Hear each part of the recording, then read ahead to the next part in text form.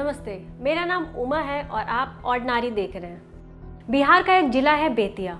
यहाँ पर एक ही परिवार की ओर से एक नाबालिग लड़की का 2 बार अपहरण किया गया, पर पुलिस की ओर से कोई कार्रवाई नहीं की जा रही है सिवाय खानापूर्ति के। ना तो पुलिस मामले की जांच कर रही है और ना ही पीड़ित परिवार का सहयोग कर रही है और ना ही उनसे सीधे मुंह बात कर रही है। बस वो कह रही है कि वो मामले की कार्रवाई कर रही है। हमने इस पूरे मामले की जानकारी के लिए गुड़िया, जो बदला हुआ नाम है, जिसकी उम्र 15 साल है, उसके पापा से बात की। उन्होंने बताया 2 मई को मेरी बेटी का अपहरण किया गया था। घर से थोड़ी दूर पर रहने वाले हरिलाल सहनी, उनके दोनों लड़के लड्डू और अखिलेश सहनी और उनकी पत्नी संगीता देवी इस अपहरण में शामिल थे। इनके साथ सोनू, शिव, अरुण और मनीष भी थे, जो इनके रिश्ते में ही हैं। हमारी इनसे कभी भी कोई दुश्मनी नहीं थी। बेटी के जाने के बाद हमने 3 मई को FIR दर्ज करवाई और 11 मई को लड़की मिल गई थी, पर 20 जून को फिर मेरी बेटी को उनके मौसा के यहाँ से अगवा कर लिया गया। बेटी अभी तक वापस नहीं आई है। 1 महीना हो गया है। पुलिस के पास भी गए पर कोई रिस्पॉन्स नहीं मिल रहा है। हम थाना प्रभारी के पास गए, DSP के पास गए, SP के पास गए, DIG के पास गए, DGP पटना के पास भी गए, लेकिन सब फ़ोन पर बात करके कह रहे हैं कि उसे रिकवर करो, आरोपी को जेल भेजो। उधर आरोपी केस वापस लेने के लिए धमका रहे हैं, कह रहे हैं अगर आप केस वापस नहीं लेंगे तो कुछ गलत हो जाएगा। लड़की के पापा ने बताया कि 17 जुलाई को उनके भाई का भी मर्डर कर दिया गया। उस पर पूर्वी चंपारण पुलिस ने एक्शन लिया और हरिलाल, संगीता और अखिलेश तीनों को गिरफ्तार कर जेल भेज दिया, क्योंकि इनके ही घर में भाई की लाश मिली थी। लेकिन बाकी के आरोपी अभी भी फरार हैं, जो उनके पापा को जान से मारने की धमकी दे रहे हैं। गुड़िया के पापा ने इसकी भी जानकारी पुलिस को दी, पर कोई कार्रवाई नहीं हो रही है। हमने इस मामले में लड़की के मौसा से भी बात की। उन्होंने बताया कि लड़की ने 10वीं की परीक्षा दी थी। उसके बाद मामा के बच्चों के साथ वो कोलकाता चली गई थी घूमने के लिए।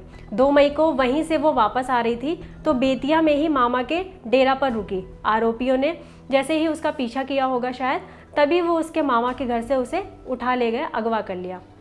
2 मई को उसका किडनैप कर लिया और उसे नेपाल लेकर चले गए। 3 मई को हमने FIR दर्ज करवाई थी। 9 मई को बेटी पुलिस के पास पहुंची और पुलिस ने फिर हमारे हवाले कर दिया था। बताया आरोपी उसे कहीं बेचने की बात कर रहे थे। वो लोग किसी से फ़ोन पर कह रहे थे कि लड़की को दिखाना है और जब बात ओके हो जाएगी तो डिलीवरी कर दी जाएगी। बेटी ने बताया कि 9 मई को वो लोग उसे नेपाल और इंडिया के बॉर्डर रक्सौल लेकर आए थे। जब उसे मालूम हुआ कि वो इंडिया में है तो तुरंत वहाँ से बचते बचाते भागी। बेतिया आई और स्टेशन पर उतरकर पुलिस के पास गई और बोली कि हमें बचा लो, हमें किडनैप किया गया है। वो लोग हमारे पीछे पड़े हैं। फिर पुलिस ने कंट्रोल रूम में फ़ोन किया। वहाँ से जवाब आया कि हाँ, ऐसा केस हुआ है, तुम लोग लड़की को कस्टडी में ले लो। फिर मामला कोर्ट गया। लड़की का बयान हुआ, मेडिकल हुआ और उसमें सामने आया कि उसका रेप हुआ है। ये पूरी जानकारी हमें गुड़िया के मौसा ने दी थी। गुड़िया के मौसा ने बताया कि लड़की को आरोपियों की नज़र से दूर हटाने के लिए उसके मौसा के यहाँ रखा गया था, मतलब उनके यहाँ रखा गया था। मौसा के मुताबिक आरोपियों ने लड़की का रेप के दौरान एक वीडियो बनाया था, जिसको वायरल करने को लेकर आरोपी गुड़िया को ब्लैकमेल कर रहे थे और 20 जून की रात को उसे फिर से किडनैप कर लिया। घर में जितना भी सामान था, 6-7 लाख के जेवर थे, वो सब भी साथ में उठा ले गए। मौसा के मुताबिक आरोपी उनके घर का सामान ले गए। वो लोग SP साहब से मिले, DGP साहब से भी मिले, असिस्टेंट DGP से भी मिले, पर कहीं भी कोई सुनवाई नहीं हुई, कोई रिस्पॉन्स नहीं मिला। गुड़िया के घर वालों ने बताया कि आरोपी परिवार केस वापस लेने के लिए धमका रहे हैं। हमने इस मामले की जानकारी के लिए IO, जो जांच अधिकारी हैं, उनसे बात करने की कोशिश की, लेकिन उनके दोनों नंबर बंद थे। पता चला कि वो लंबी छुट्टी पर हैं। फिर पश्चिमी चंपारण जिले के DIG ललन मोहन से बात की। उन्होंने कहा कि इस मामले में वो कुछ नहीं कहेंगे, जो भी जानकारी चाहिए आप SP से बात करो। हमने फिर SP जयंत से बात करने की कोशिश की।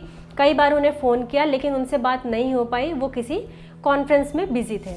फिर बेतिया के थाना प्रभारी श्रीराम से बात की। उन्होंने बताया कि हाँ, ऐसा केस आया हुआ है, रिकवरी हुई थी, कार्रवाई हो रही है। एक बार हमने रिकवर किया था, अब जब पता चलेगा तब उसे रिकवर करेंगे। 1 महीना हो गया है तो क्या हुआ, 400 केस है थाना में, सिर्फ वही एक केस नहीं है। IO से बात करके बताता हूँ कि क्या है, कि केस की क्या प्रोग्रेस है। IO कौन है ये भी पता करके बताएंगे। जो संभव है हम एक्शन कर रहे हैं। आप जो भी गार्जियन है उनका नंबर दीजिए या उनसे बोलिए कि हमसे बात करें, क्योंकि हमें नहीं पता कि वो लोग फिर से केस कराए थे या नहीं कराए थे। हम तो सुने थे कि लड़की फिर से भाग गई है, किडनैप कहें या जो कहें, लड़की फिर से गायब हो गई है। केस दूर दराज का है, इसलिए थोड़ा समय लग रहा है। हम लोग एक्शन कर रहे हैं या लेंगे। लड़की को गायब हुए 1 महीने से ज़्यादा हो गया है, लेकिन पुलिस मामले में कोई गंभीरता नहीं दिखा रही है। लड़की के चाचा की हत्या कर दी गई है, बेटी गायब है। आरोपी के बारे में सब पता होने के बावजूद पॉक्सो में मामला दर्ज है, उसके बाद भी पुलिस मामले में कोई सख्त कार्रवाई नहीं कर रही है। इस पूरे मामले पर आपकी क्या राय है, हमें कमेंट सेक्शन में ज़रूर बताएं। अगर आप ये वीडियो हमारा फेसबुक पर देख रहे हैं तो फेसबुक पेज को लाइक कर दें, यूट्यूब पर देख रहे हैं तो यूट्यूब चैनल को सब्सक्राइब कर दें, साथ ही बेल आइकन भी प्रेस कर दें। जैसे ही कोई नया वीडियो अपलोड हो उसकी नोटिफिकेशन सबसे पहले आप तक पहुँचे। Thank you.